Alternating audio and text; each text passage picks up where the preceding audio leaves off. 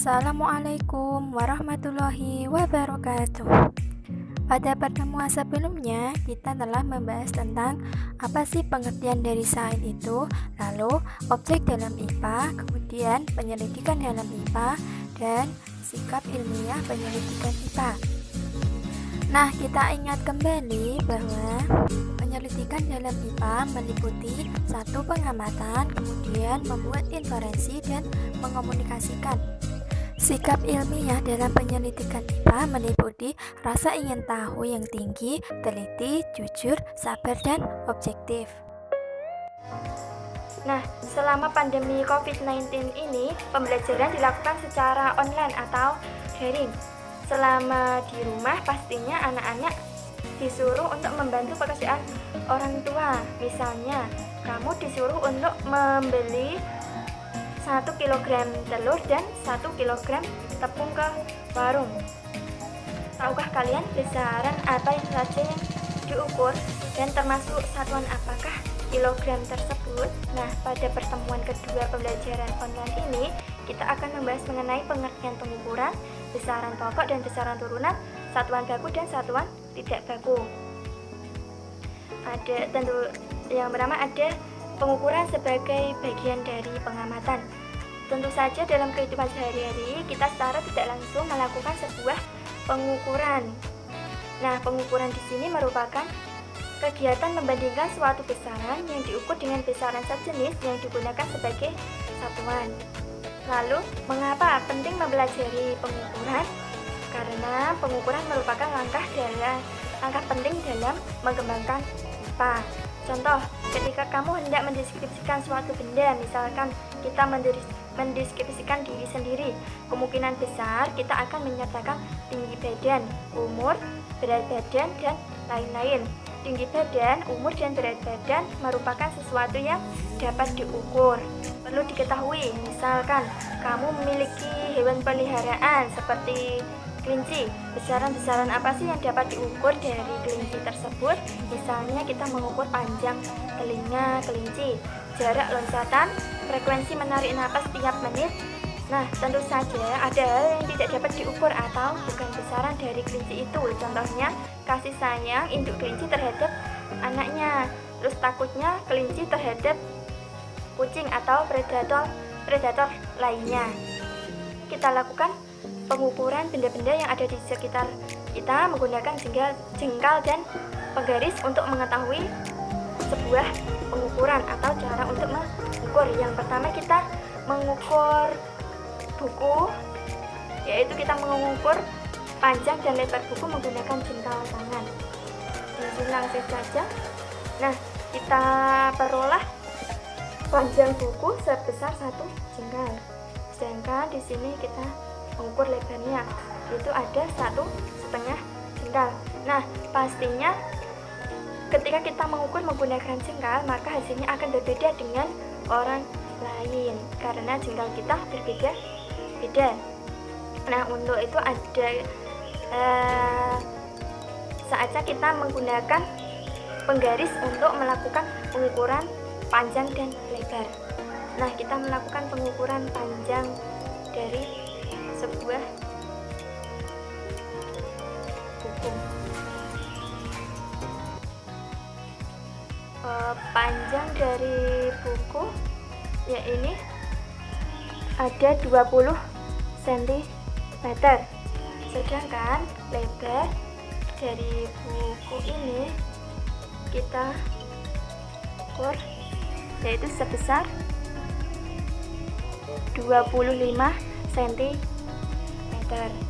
Nah, panjang di sini merupakan sebuah besaran, sedangkan cm ini merupakan sebuah satuan. Seperti yang telah kita lakukan tadi, mengukur merupakan kegiatan membandingkan suatu besaran yang diukur dengan besaran sejenis yang dipakai sebagai satuan. Nah, pada saat kamu melakukan pengukuran panjang dan lebar buku menggunakan jengkalmu, maka kamu akan membandingkan panjang dan lebar buku dengan jengkalmu. Jengkalmu itulah yang digunakan sebagai satuan pengukuran. Sama halnya ketika tadi kita melakukan pengukuran panjang dan lebar buku menggunakan penggaris. Penggaris itulah yang digunakan sebagai satuan. Nah, satuan tadi itu adalah segala sesuatu yang dijadikan pembanding dalam sebuah pengukuran. Sekarang coba bayangkan, apa sih yang terjadi jika setiap pengukuran menggunakan satuan yang berbeda-beda? Nah, tentunya akan menghasilkan hasil pengukuran yang berbeda pula. Saat kamu melakukan pengukuran menggunakan jengkal, tentu hasilnya akan berbeda antara jengkal kamu dengan jengkal orang lain. Kemungkinan besar hasilnya tidak akan sesuai dengan keinginan kamu karena menggunakan jengkal dari orang yang berbeda. Oleh karena itu, diperlukan satuan yang disepakati oleh semua orang yang disebut sebagai satuan baku. Apa sih yang dinamakan dengan satuan? Satuan tadi adalah segala sesuatu yang dijadikan sebagai pembanding dalam sebuah pengukuran. Ada satuan baku dan satuan tidak baku. Satuan baku adalah satuan yang apabila digunakan oleh siapapun akan memberikan hasil pengukuran yang sama. Misalnya, mengukur meja yang panjangnya 1 meter menggunakan meteran yang dilakukan oleh siapapun akan memberikan hasil yang sama, yaitu sebesar 1 meter. Sedangkan satuan tidak baku adalah satuan yang apabila digunakan dalam pengukuran, hasil pengukurannya berbeda antara satu orang dengan orang lainnya. Misalnya, mengukur meja menggunakan jengkal. Contoh lain dari satuan tidak baku yang digunakan antara lain ada depa, kilan, hasta, dan tumbak. Selanjutnya ada besaran. Nah, besaran di sini adalah segala sesuatu yang dapat diukur dan dinyatakan dengan angka. Pada kegiatan sebelumnya, kamu telah menyimpulkan bahwa dalam kegiatan pengukuran perlu menggunakan satuan baku, yaitu satuan yang telah disepakati bersama untuk menghasilkan hasil yang sama antara satu orang dengan orang yang lainnya. Ada besaran pokok. Besaran pokok adalah besaran yang telah ditetapkan terlebih dahulu dan tidak dapat diturunkan dari besaran lain. Contohnya ada panjang, satuannya meter, ada massa, satuannya kilogram, ada waktu, satuannya sekon, ada suhu, satuannya Kelvin, kuat arus, satuannya ampere, intensitas cahaya, satuannya kandela, jumlah watt, satuannya mol. Yang kedua ada besaran turunan. Didefinisikan sebagai besaran yang diturunkan dari besaran pokok. Misalnya, ruang keluargamu. Jika ruang keluargamu berbentuk persegi panjang, maka luasnya merupakan hasil perkalian antara panjang dengan lebar.